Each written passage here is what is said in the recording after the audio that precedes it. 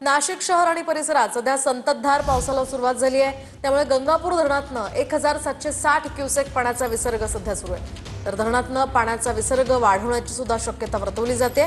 दरम्यान दारणा धरणातनं सुद्धा विसर्ग सुरू असल्याची माहिती आहे। अधिकची माहिती जाणून घेऊयात आमचे प्रतिनिधी चंदन पुजाधिकारी यांच्याकडून। चंदन, काय अधिकची माहिती आहे? मोहिनी, खरं तर काल रात्रीपासून नाशिकमध्ये पुन्हा एकदा पावसाची संततधार सुरू झालेली आहे। नाशिकचं गंगापूर धरण आता 60% भरलेलं आहे आणि त्यामुळे आता गंगापूर धरणातनं 3 दिवसांपूर्वी जेवढा पाण्याचा विसर्ग होत होता त्यापेक्षा कमी विसर्ग सध्या सुरू आहे। आपण या ठिकाणी मागे जर दृश्यांमध्ये बघितलं तर गंगापूर धरणाला एकूण 9 दरवाजे आहेत। या 9 दरवाजांपैकी 5 दरवाजे काल परवापर्यंत उघडे होते, सुरू होते आणि या दरवाजांमधनं पाण्याचा विसर्ग सुरू होता।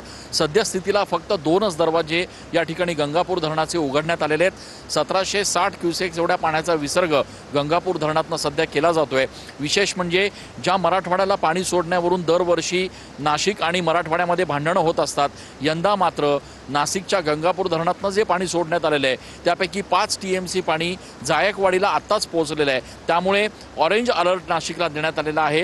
पुढच्या 48 तासांमध्ये नाशिकमध्ये मुसळधार किंवा अतिमुसळधार पाऊस झाला तर निश्चितपणे कॅचमेंट एरियामध्ये त्याचा फरक जाणवू शकतो।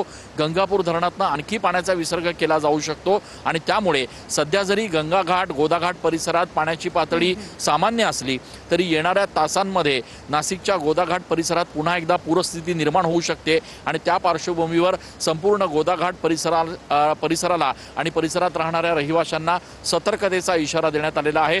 दिलासादायक बाब एवढीच म्हणावी लागेल की नाशिकच्या गंगापूर धरणात आता वर्षभर पुरेल एवढा पाणीसाठा उपलब्ध आहे आणि त्यामुळे नाशिककरांचा वर्षभराचा पिण्याचा प्रश्न जो आहे तो मार्गी निघालेला आहे। पुढच्या काही तासांमध्ये नाशिकमध्ये कशा पद्धतीचा पाऊस पडतो यावर संपूर्ण पुढचं गणित जे आहे ते अवलंबून असणार आहे। मोहिनी, नक्कीच धन्यवाद चंदन, दिलेल्या या सविस्तर माहितीसाठी। एकूणच नाशिककरांसाठी ही दिलासादायक बाब म्हणावी लागेल।